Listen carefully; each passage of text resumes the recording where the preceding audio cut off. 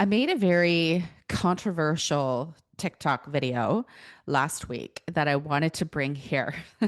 And it's when you have done a ton of your own healing work. You have figured out all of the ways you self-abandon. You have, dug into your belief systems and you have made all of those adjustments. You eventually get to a place because you have done all of that work, where you start to see in other people exactly where they are at on their own growth journey, right? So you start to see people who are still in the patterns of people pleasing, who overextend themselves, who overfunction, who say yes to things and then resent it later and complain and do all of these things. And you see them in it. And you know all of the beliefs that they hold that allow them to still run that pattern because you have done the work to unpack all of those beliefs within yourself. And I remember when this first started, and I could first start seeing this in other people, that I was put into some positions where, I would ask somebody for something and they would say yes, but I could just sense that they didn't actually want to do it. Right. And so attention started to come up for me. Like, do I adjust my behavior because I see that they're running a pattern, because I have the consciousness and the awareness to see the patterns that they're running? Or do I let them play it out until they choose differently? And I posed this question and I inserted my perspective on the whole thing, and it triggered a lot of people in the comments. And truthfully, I knew that it was gonna, which is why I made the video to begin with. But I want to break it down here because there is so much going on that a lot of people don't see. The main pushback I got from that video was that you're responsible for your impact, right? If you can see that somebody is struggling and you choose to do it anyway, you are responsible for, giving them a hard time. And I really want to slow this down because this is where we accidentally distort responsibility.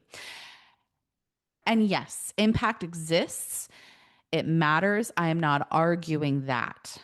But what a lot of people were doing, and what I've done in the past, is using impact to justify overfunctioning. And this is self abandonment. And it is so fucking sneaky because a lot of the times it sounds like being a kind, caring, considerate person, right? If I can tell that they don't actually want to do that, then I shouldn't put them in that position. I should stop asking. Or if they're not able to say no, then I shouldn't ask so that, they don't have to feel uncomfortable. And again, I've been on both sides of the equation where I was the one who was unable to say no and where I was able to see people unable to say no. And then my current position, which I'll, unpack later. But let's start at the beginning. Let's start at the beginning. I'm going to give you a real example of how this actually plays out. My ex used to ask me for money all the time. And I had a belief that partners help each other out when they're struggling. So in the beginning, he would ask me for something like 20 bucks to put gas in his car so that he could go to work, right? And he would usually pay me back right away. Like as soon as he got paid, he would pay me back. But over time, he started to ask for more money and he would not pay me back right away. And so when I started to notice this happening, it made me incredibly uncomfortable because the truth was I really didn't have the money to give him, but I gave it to him anyways because that is what supportive partners do. But I started to get resentful that he would ask me for money before paying me back the money he didn't give me before. And I remember thinking to myself, I need to say something, like I need to ask for it, but it felt really uncomfortable. Like there was also a part of me that didn't want to ask. Like if I'm asking for it back, then I'm not being considerate of his situation. He's going through a divorce. He's struggling in his business. Like asking for it back means I'm not being kind or empathetic to his situation. And so I was really felt like I was being pulled in all of these different directions by honestly all of the fucking distorted beliefs that I was carrying. But eventually I built up enough courage to say to him, hey, like, yeah, like I don't mind lending you money, but you haven't like paid me back from the last time I lent you money. And then he would come to me and he would have a reason and he would say, you know, he's doing this and he'll have the money for me here and all of the things. And I would eventually cave and I would give him the money. And this continued on and on and on until eventually I got to a place where he owed me like $2,000, right? And by that time, I was so fucking resentful that he would come to me and ask for money. I finally set the boundary. I finally said to him, "I'm sorry, but like I can't do this anymore." And you know, in the moment, he was really kind. He understood. He said, "I get it. Who, you know what? I'll just ask my dad. It's no big deal. You know, I'll figure it out another way." But then 2 weeks later, he asked me again. And I remember being so fucking mad. I was like, I fucking told him. He knows I can't do this. Why does he keep asking? Why does he keep putting me in this position? So it was almost as though, like, by setting the boundary and saying, I can't give you any money, I expected him to no longer ask me. I made it his responsibility to no longer put me in a position where I had to say no. And then I got mad at him when he didn't follow through. And I think this is where a lot of our distortions come from because now it looks like I'm being taken advantage of, like they're using me and it's all about them. But in reality, I was participating in a pattern. And when I got really honest with myself about what was happening in those moments, what I actually wanted was to avoid the feeling, the uncomfortableness of saying no. If I just declare my boundary ahead of time and they have to respect it, then I don't have to feel uncomfortable for saying no. They need to respect my boundary. I needed him to change his behavior so I didn't have to face my inability of disappointing somebody, so that I didn't have to feel like I was being an unsupportive partner by not helping him out in his time of struggle. Like if I believed that loving and supportive partners help each other out and I wasn't helping, then that means by saying no to him, I am not a loving and supportive partner. So at the root of all of this was identity protection. So let's zoom out and look at the pattern as a whole because there's a very clear pattern happening in these moments. And once you see it, you won't be able to unsee it. So it starts with someone being unable to say no. And honestly, why they can't say no, it doesn't matter because it's not about the situation. The situations are never, you know, unique or special. It's about the mechanism driving the behavior, driving the inability to say no. So someone, due to their own internal belief structures, can't say no and they say yes instead. But there's a misalignment, right? Because they do the thing, they overextend, it costs them something, whether it's time or energy or capacity. And then they slowly start to feel resentment. And that's where the story forms, right? I always do too much. They expect so much from me. I'm drained. They're taking advantage of me. And eventually, that's what it turns into. It turns into they are taking advantage of me. Now, here's the part that I want you to see. At no point in any of that sequence did they actually choose themselves. They never said no. They never honored what they actually wanted. They said yes. And then they built a story around the result. And so, as an outside observer, as you're observing somebody engaged in this pattern, because you're aware, because you've done people pleasing, self abandonment work on yourself, this is the moment where you get hooked because you can see it happening in real time. You can feel it in them. You can tell that they don't actually want to do something. And so then your brain jumps in and it says, I see their pattern. I should adjust. I shouldn't put them in that position. But just because you see somebody else in a pattern doesn't mean it's your responsibility to manage it. Because the moment you adjust, the moment you pull back or you change what you ask for or you try to make it easier for somebody else, you're no longer outside observing their pattern. You're in it with them. You're participating in the pattern with them. You are actually enabling them to continue the pattern.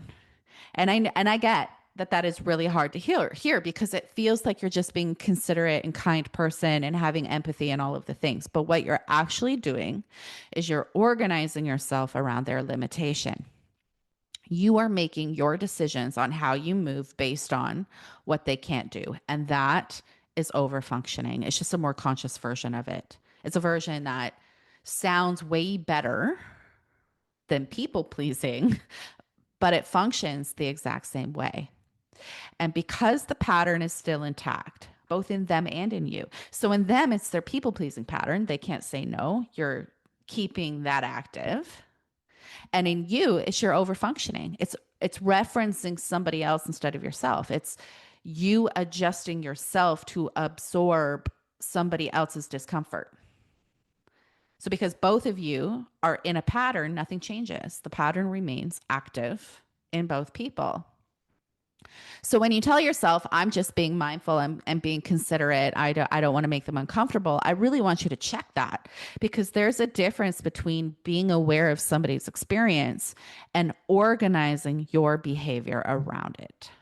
One is empathy and one is overfunctioning. And in this dynamic, you're not actually helping. And I think the hardest thing for me to understand and to embody was that if you participate in this pattern with them, you are actually not helping them break it. You are enabling them to continue running the pattern. But here's the thing, we don't experience this as I'm over functioning. We experience it as I'm being thoughtful, I'm being considerate. I care about, how other people feel. I don't want them to be uncomfortable. And again, none of that is a problem. But when you look at the pattern driving it, you're organizing yourself around other people's limitations. And you can feel it. You can feel when somebody doesn't actually want to do something. You can tell when they're saying yes, but deep down it's not clean, right? So then instead of staying with yourself, you adjust. And I think a lot of the time, it's simply I've been there. I've been that person. I know what it feels like. I know how hard it is to set boundaries. And so you have compassion for them and you adjust yourself because of that compassion. Like if you know that they can't say no, maybe you stop asking. But it's not like you're judging them. You are recognizing a version of yourself and how hard it was for you. And so you try to make it easier on them because you wish somebody would have made it easier on you. You try to not put them in that position and remove the discomfort before it even happens. But again, the pattern is still present. You're still organizing yourself around their experience. You're still making decisions based on what they can and cannot handle. And all of that is external orientation. It just feels different because it looks like awareness, it looks like care, it looks like emotional intelligence, but the mechanism hasn't changed. You're not starting with yourself, you're starting with them. And this is why it's hard to catch because it doesn't feel like it's a pattern anymore. It feels like who you are, your identity. So I want to take a minute to get very clear about responsibility, like what each person is responsible for inside of a relationship, because this is where it all comes together. I am responsible for what I ask for how I communicate, for what I choose. This is my side.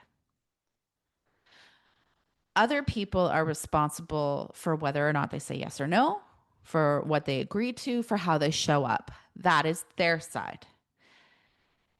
And I think we're never really taught these clean lines. We're taught to consider our impact and to think about other people and to be aware of how we're affecting others around us, which is why we're in this exact pattern to begin with, right?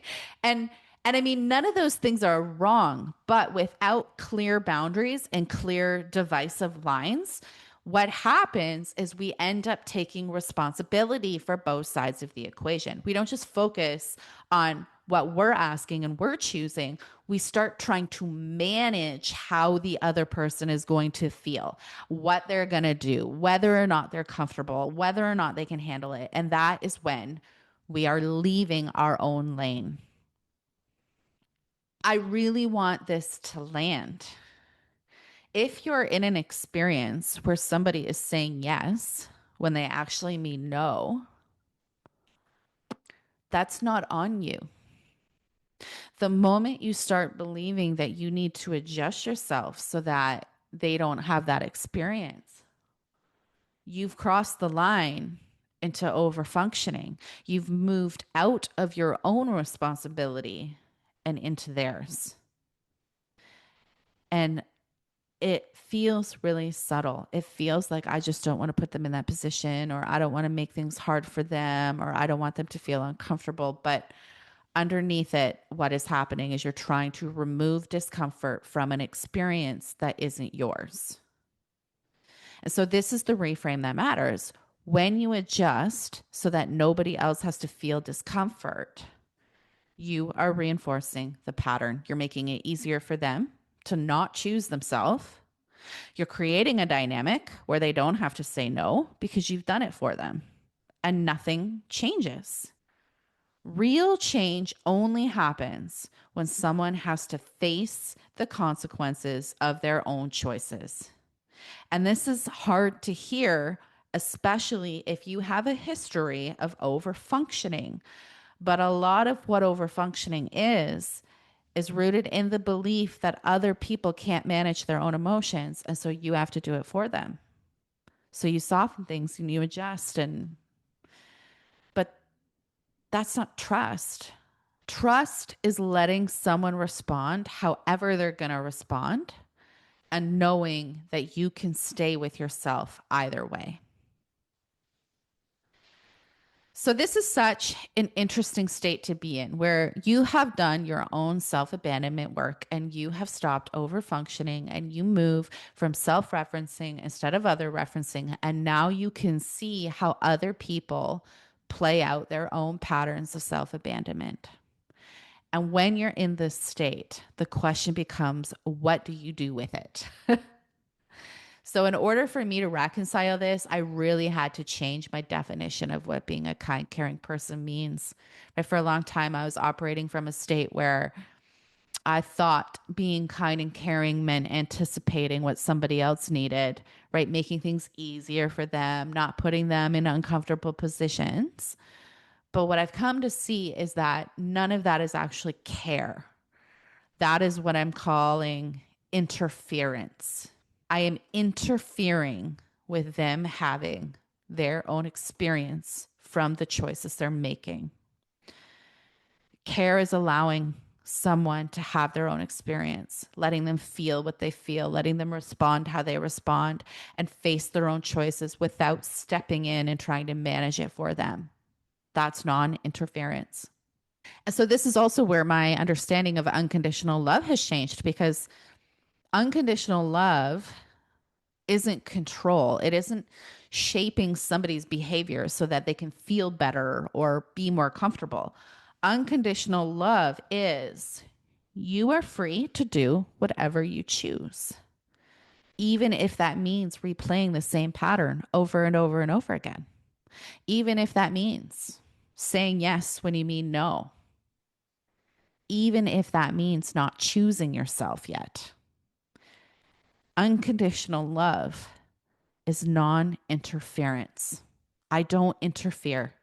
And it's not because I don't care, it's because I trust that your process is yours. I trust that you will meet yourself when you're ready to meet yourself. And my responsibility is to stay with myself, not to fix it, not to smooth it over, not to manage it, just not to leave me. Because the truth is, real change only happens when someone has to face their choices.